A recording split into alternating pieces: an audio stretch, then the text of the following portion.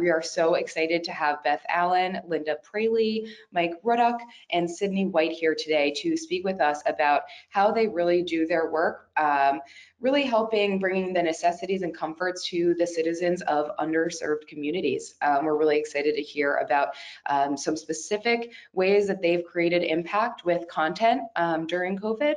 And so right now, I'm just going to hand it over to Beth Allen to start our session. Well, good morning and good afternoon to everyone. My name is Beth Allen, and for the past 26 years, I've been privileged to serve with Food for the Hungry, which is a Christian humanitarian relief and development organization.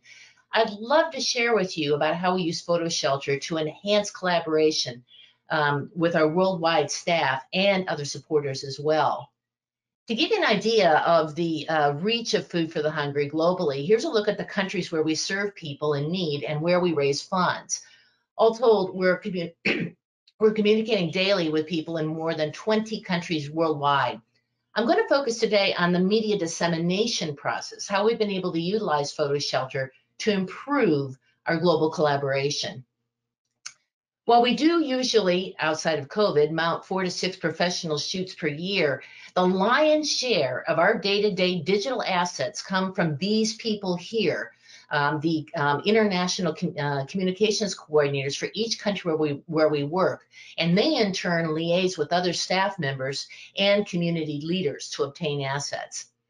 I have to give a shout out this year, particularly to the volunteers that are not represented here in our programs. There are people who are volunteer community leaders, for example, and if it weren't for them, we would not have assets for about the past 14 months due to COVID lockdowns. They've been going out using their own cell phones, holding up the cell phone, allowing our comms coordinator to do an interview with somebody in the field to get back information about how we've managed to pivot in COVID. Preventing COVID is our role. And for the most part. So I have to give a shout out to those people who've been adding to our asset pool for this past year as well. Part of our workflow is to incentivize these comms coordinators to use PhotoShelter as their own library, because not only are they contributing items to us, but they are also, quite a number of them are raising funds within their own country. And so being able to use this library, they will contribute something. They have it in the library, and then they'll be able to use it when they're going out and doing fundraising in their own country. Most notably, Nicaragua, Bolivia, Peru, Guatemala, and Philippines have their own very active fundraising campaigns. Here in the US, the workflow has to support a marketing team of 15 people to produce all of our social media, website updates, and hard copy publications like the annual report, which is on the left-hand side of the screen here. We also rely heavily on external marketing consultants and freelancers for our direct mail, email, and specialized graphics projects. So this is a typical monthly appeal, a newsletter that is sent to our general donor audience. Our external consultants are given access as needed into PhotoShelter, and that's really worked very well for us for the last 4 years or so. Our files are organized into collections by year and by country, and then each story has its own gallery. We also have special collections that allow for fast access and viewing. For example, we have a brand favorites collection that contains some of our iconic images, and galleries by photographer, which our graphic artists love. We've also grouped together the trips that our influencers take, largely Christian recording artists and MLB baseball players that we take to our fields, and then they're supporting some of the projects that we run. And then we're able to set the privacy level on the gallery depending on what contractually we can share and can't share, and more generally in our marketing after the trip is done. I have to say that one of the things about the file organization, setting up those special collections, has incentivized people, some of those comms coordinators and others, to come into the system. And you'll see later how much our use and adoption of the system has gone up in the 4 years since we instituted it. They love going into those smaller collections and being able to browse through those. A key to our gallery use is that every asset that pertains to a certain story is stored together. This includes still images, narrative story documents. We are kind of pushing the envelope with our use of PhotoShelter, and that it's worked quite well. And then video clips that are sent by our field communication officers that go with the story.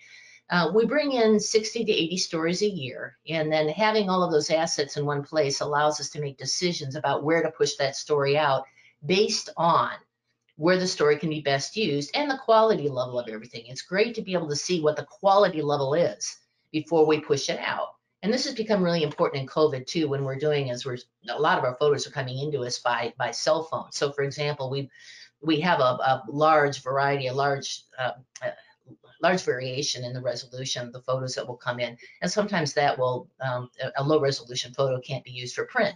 So this gallery setup does allow us to be able to see that, to take a very easy look at that and make a decision. We also create collections within the country for specific disaster events, and then galleries for each day's intake of photos. And the reason we do that is because with the disaster, it's important that we're able to follow the development of our response. The first day's photos are going to be of things like rubble and damaged houses and everything like that. And hopefully by about 48 hours after the disaster, we start to switch over to photos of our organization or a partner organization doing distributions or doing something to help the people who've suffered the disaster. So it's important to us to keep track of what day a photo came in. And the gallery allows us a really easy way to do that. We then not only share the photos within Food for the Hungry for our own fundraising, but every disaster that we do is with a partner. And we share those photos quite liberally. We have about 25 partners in a consortium that we are regularly part of for disaster relief, and those photos go out to them pretty immediately. We can send out the link to the collection or a link to a gallery. Workspaces have really revolutionized our ability to push out content, and Andrew mentioned that as we started off this morning. I hope a lot of people are finding this as we do, that these are really great. This is an example of a gallery for the recent Mount Nyiragongo volcanic eruption and earthquakes that hit Rwanda and the Democratic Republic of the Congo. We're still working on through that. And by having the workspace for our intake, most of my photos at this point are coming in by WhatsApp, by people who are both physically and psychologically, oftentimes themselves impacted by the disaster. They're really not thinking. They want to get the story out. They're highly, highly motivated to get us something, but they haven't had that much of a chance to think about the content of it and to set things up. And so we need to be their brain to a degree.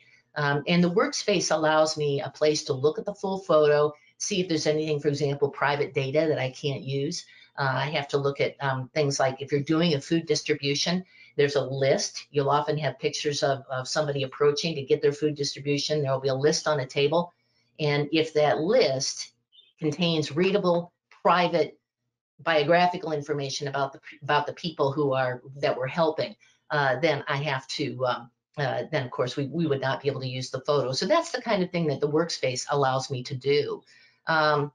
We are also able to set up special galleries for special audiences. Within Food for the Hungry, we are not just serving the marketing team and fundraising teams. I'm also serving our grants team, who are writing grants for example, the UN High Commission on Refugees, UNHCR, UN OCHA, sorry about that, other organizations, and they sometimes need some technical photos that would maybe not be suitable for marketing. Maybe the quality level isn't quite there. I don't want that photo going out and being used in marketing, but I need to make it available for some technical reason for the grants team later on. So we do have ways of setting that up and then protecting and locking down that information. And then the last thing with workspaces is that we've been able to use it to bring people into to be able to share with our external folks who help us with our marketing, our consultants. And the great part about that, we set up a gallery for each job that they're doing and do it by job number, put it in the gallery, and then pass that gallery on to our consultants. And the great part is it's been helping us with copy approval, because when we have to go through and do copy approval and match up the match up the copy with the story to make sure that the facts are correct, that the writer got everything accurately. It's so easy to find that piece of copy, that original story, and to make sure that the photo captions are correct. And then it's also easy if somebody comes up to us and says, there was a story in the April newsletter that I really liked. Can you find that story and that photo for me? Much easier to find it because we've got it by job number. Making the process agile for us isn't just a matter of it saves time, it saves money. We can also save lives by getting things out more quickly. And we have found that PhotoShelter is very intuitive. It's easy for those 25 partners I mentioned to be able to go in, just hit the link that we send them, and to be able to pick up photos from there. So that it's really helped foster faster emails, faster social media campaigns to supporters and to supporters worldwide in various countries. We're starting to look at whether there's ways that PhotoShelter can help with the intake process. One of the things we're looking at is with Workspace to be able to ask questions directly to the communication coordinator, to be able to say things like, with this photo from Ethiopia, I could say things like, does anybody know how old this young lady is? Does anybody know what her name is? Something like that. And sometimes we'll get confusion over what the names are in the photos. And to be able to ask those questions directly instead of going through email, it will certainly be easier. Last slide here. Wanted to show you our use statistics, and this is one of the things I'm looking at. My aim is to increase the buy-in, because when I walked in, this is the third digital asset management system I've been under in Food for the Hungry. And when I was in, really the use statistics were 2.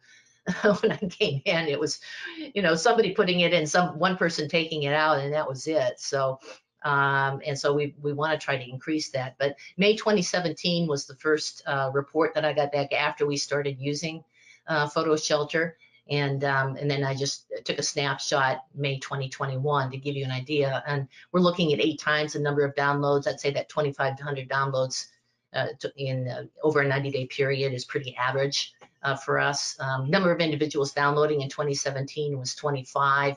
We're now up to reliably 50 to 60 people accessing to download. 5 countries doing the downloading in 2017. I'd say it's higher than 10 right now. It was 10 in May, but I think it's usually closer to 15 or 16. And we've grown a lot. I mean, we've grown from 2017, our U.S. income was 110 million. We hit 153 million in 2020. And while I can't say that PhotoShelter is responsible for the growth, what I can say is that PhotoShelter allowed us to start workflows so that we didn't get overwhelmed. I am doing this with our FTE dedicated to this is about a 1.5 FTE. So that's a full-time equivalent headcount. We've got, I'd say, 1.5 people being able to do this. And that hasn't changed all that much in the past 4 years. So we were able to grow and keep our headcount down because of what we were able to do with PhotoShelter. And I'm over time. Thank you very much, and sorry for running over. No worries. Thank you so much, Beth. That was incredible. I really cannot believe the incredible work that you're doing in terms of just connecting this global community of partners, externally, internally, volunteers, communications coordinators.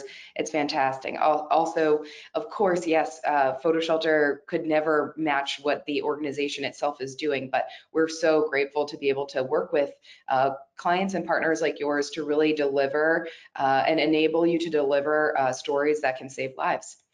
So next, actually, speaking of saving lives, we will actually be hearing from Mike Ruddock and Linda Praley from the University of Maryland Medical Systems. I would like to welcome you to this stage, both of you, to discuss your groundbreaking content strategies and campaigns that you have been developing during COVID, partnering with local and national governmental and non-governmental organizations Can't wait to hear about this. Take it away.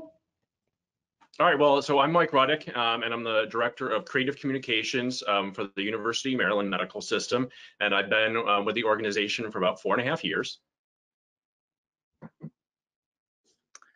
Hey, hi, can you hear me? Yes. Yes. Yeah. Hi, I'm Linda Praley, and I have been at University of Maryland since 2007. All right, great. So today we are thrilled to be here with everyone, and so thank you for the invite. So in the last year, we've all changed, and every aspect of our lives adjusted to tackle COVID-19. As a healthcare leader and academic medical system, collaboration has always been a part of our culture, but never have we needed to unite as much as we have over the last 15 months. So today we're here to share how we've leveraged our tools and our teams to promote and protect our reputation during the pandemic. So a quick background on our reach: we have 13 hospitals and more than 150 provider locations across the state of Maryland. The heart of our system is our academic medical center, which is the University of Maryland Medical Center, which is located in Baltimore, Maryland. The medical center is on the campus of the University of Maryland, Baltimore, which houses the University of Maryland Schools of Medicine, Nursing, Dentistry, Pharmacy, Social Work, Law, and the Graduate School. At the medical center, physicians who are also faculty at the School of Medicine deliver the highest level of care for patients who need the most specialized treatments, discover new ways to advance medicine through research and innovation, and train the next generation of health professionals. There are 8 of us on the creative team and 107 total team members on marketing communications for the medical system. Our workforce and partners, including PhotoShelter, total more than 30,000 potential content creators and/or amplifiers. Our audiences are in the millions, and in order to share great messaging with them, we create content, we partner with our marketing communications colleagues, and we gather content from our workforce and from our partners. As we partner and gather, here are some of the internal teams we work with. In times of crisis like COVID, the medical system is led by the Incident Command Team, which is stood up to unify our communications and our processes across the medical system. So this is the date that everything changed for the medical system, the state of Maryland, and the world. We immediately needed to work remotely, and this is where our tools and partners were invaluable. We were not an organization that worked remotely, so our work needed to change. So how do we stay connected when we can't be there, and while fear and uncertainty is the new normal? To gather frontline team member experiences, we set up a submission form online to capture their stories. We received more than 3,600 submissions in 6 months, all of which were loaded and shared through PhotoShelter. This powerful image was one of our first submissions. And while these types of images were important, there was a need to focus on uplifting content as well to help keep us strong. This photo was a submission by one of the teams assembled on the shock trauma helipad. This group took care of the sickest of our patients. Following the unrest in June, here is a scene from the National White Coats for Black Lives moment of silence.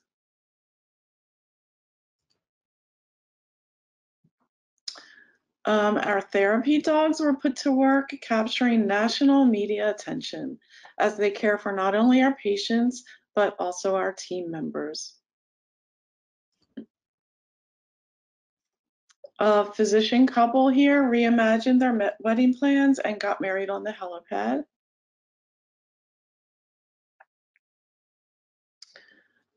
We had flyovers from the Blue Angels and the Thunderbirds celebrating our healthcare heroes.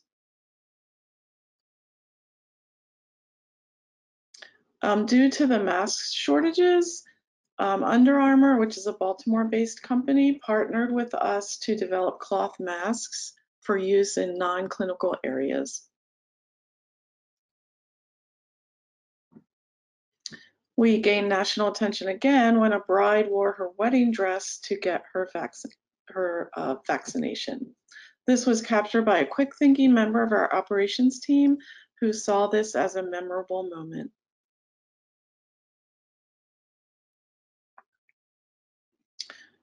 When one of our respiratory therapists lost a coworker to COVID, he decided to use his photography skills to capture these emotional portraits of his coworkers.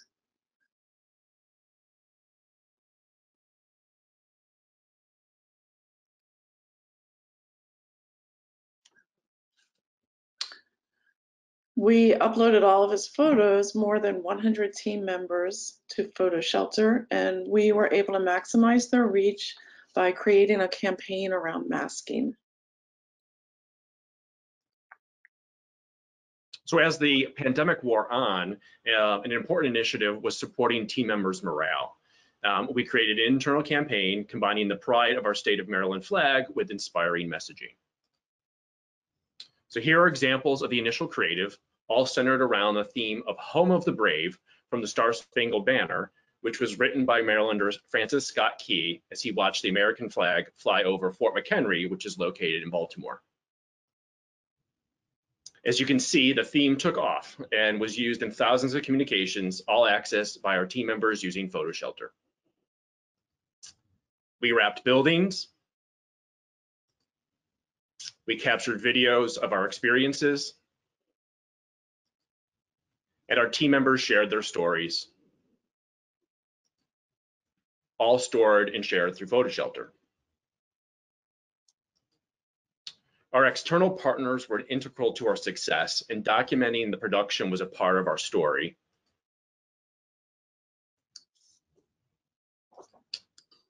And many of our local celebrities and politicians wanted to uplift us with the videos of encouragement, and we stored them on PhotoShelter as well. So throughout the pandemic, there were large initiatives that we needed to scale up quickly.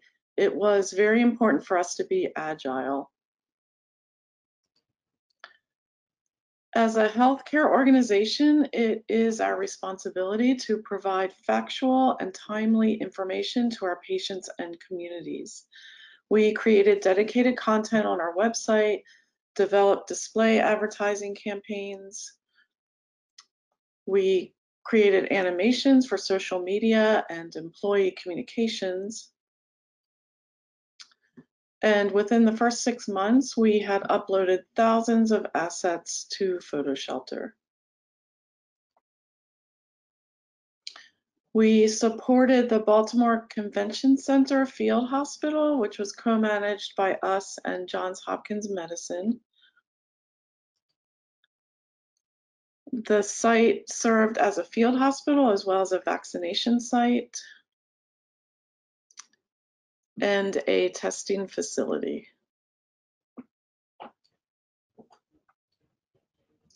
When the vaccines were ready, we partnered with the Maryland Department of Health, Maryland National Guard, and Maryland Stadium Authority to quickly set up a mass vaccination site at the M&T Bank Stadium.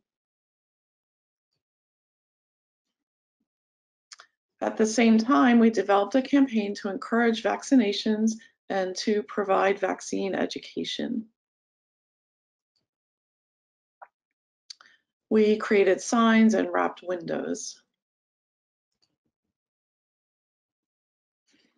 After developing the vaccine campaign creative, we tapped into the design talent of our vendors to help us scale up the signage needed at our vaccination sites.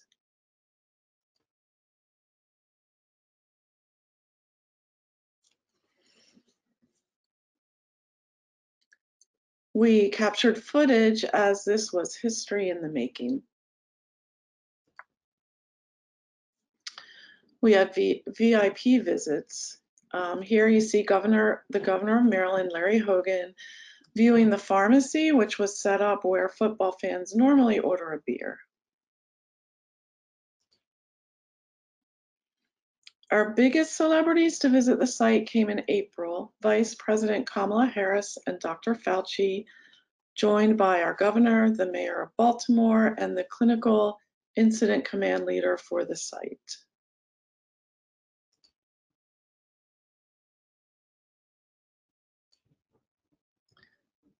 So this was a year like no other for us.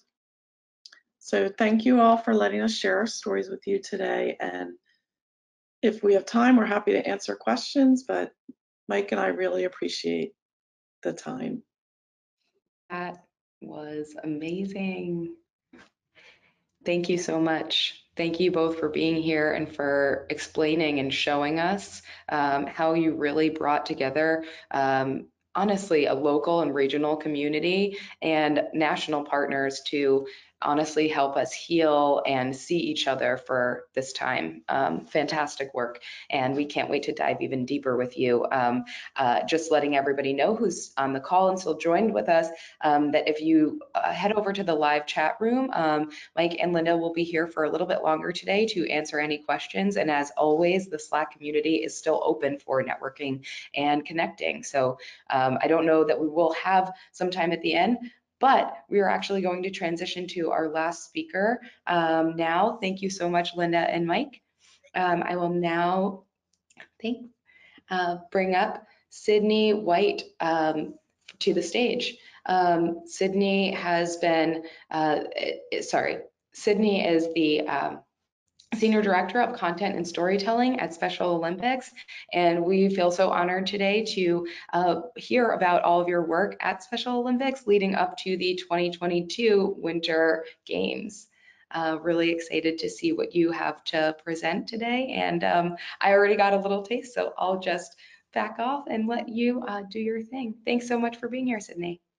Thank you for everyone for bearing with me with that, and thank you to PhotoShelter for inviting me to share a little bit about what we've been doing at Special Olympics for with the PhotoShelter platform this year. I'm going to start by just giving a quick overview of what we do at Special Olympics. We are a sports movement for people with intellectual disabilities. So we use the power of sport to spread the message of inclusion. We like to say we do sports and more. On the sports side, we have over 6.7 million athletes and unified partners around the world. Athletes have intellectual disabilities. Unified partners are teammates who do not have intellectual disabilities. We also have robust programming with health, education, and leadership, which all tie back to our sports platform. So this year we had the Russia Winter Invitational Games, aka the Kazan Test Games. So Kazan is the city where our Special Olympics World Winter Games 2022 will be held. And our Invitational Games are an opportunity for us and all of our partners and participants to kind of run through what a global games would look like. And in this case, we had, because of coronavirus, we had to limit it to just Russian athletes. Usually we have 10 to 15 countries participating in the test games, but we needed to keep it small and safe, of course, as everybody else has been discussing. The teams that were involved in the collaboration was me at Special Olympics headquarters. In this case, I was the only one doing the approval. So having a platform like PhotoShelter really makes it easy to collaborate with people on a global level. We work really closely with our Special Olympics Europe Eurasia region. Special Olympics is globally sliced up into 7 regions, which is further sliced into national programs so that we can really reach each other on a grassroots level. Our hosts were what we call the Kazan Local Organizing Committee, and so it was their job to actually put the games on. And so they had a small team of photographers. Normally we would have their team, we would send a team, there'd be other teams, but in this case we had to keep it small, again, for safety issues. And we really, really loved being able to collect, collate, and share images through PhotoShelter. And I got to give a special shout out to Travis Scott, who got on some of the training calls with me as I was walking through the team in Kazan, Russia on how to upload and tag and caption photos on PhotoShelter. So this is our basic workflow, which we use for our major events now. The team, in this case in Kazan, uploaded the photos to an approval gallery that was not made public, and they were in Russia on Russia time. When I woke up in the morning, I would find all of these beautiful pictures of our athletes in action, and I would approve them, let the Kazan team know, or I'd move them over to folders for pictures that have been approved, and they would add the captions back in Russia. When I would see those were finished, I would make them public onto various folders on PhotoShelter. You know, if it was a ice skating folder, then the ice skating pictures would go on there, and skiing and so on and so forth. From there, I would alert our 7 regions, who would alert their 20 or more national programs, and they would alert their local programs, which are your city programs, your county programs, your state programs. And so the regions, Special Olympics headquarters, the Kazan hosts, we all worked together and separately to build awareness for the event, for our brand, and for our upcoming Winter World Games in 2022. Of course, the pictures were shared from PhotoShelter with the media, on our websites and our social media. We use them for development as we're cultivating our relationships with our partners and donors and sponsors. This is just a look at our workspace. Again, the Kazan folks on the ground in Russia would upload the pictures to the password needed gallery, where I could take a look at them, I could approve them, move them over to the private gallery. So, you know, when I woke up, I got all those pictures, I moved them over. Towards their evenings, when I was moving things over, they could wrap it up by adding captions, and then I could make them available in our Kazan Invitational Test event folder, which you see on the top right. Not that the workflow worked only like, you know, only like that, but it was, you know, it was a rotating, as things came in, we'd move them, as things came in, we moved them, as things, you know, it would move cyclical like that. And again, it was really great for me as the only person in this case approving to be able to do that in real time across the time zones. Just some highlights from this specific event. We uploaded about 550 assets to be shared on PhotoShelter. Traditional media placements in Europe only was over 510 pieces. Globally, it was even more, but I just pulled the report from the Europe team since they had the meatiest bit.